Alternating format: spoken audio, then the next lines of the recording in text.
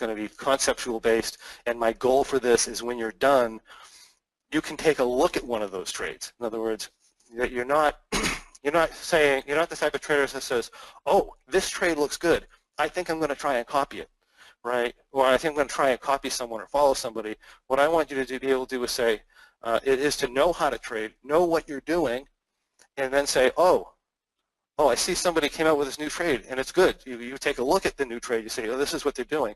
And then you can say, oh, okay, I understand what they're doing now. You know, they're doing this risk-off type of side of upside strategy. I know the benefits to that. I know the drawbacks to that, rather than going in blindly saying, oh, it's a new trade, I think it's going to work all the time.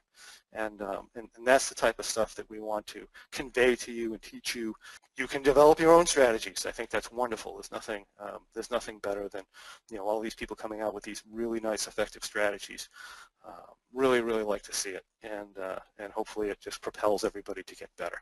So that's what our goal is just to help everybody and make sure you understand how to trade, then you know what you're doing.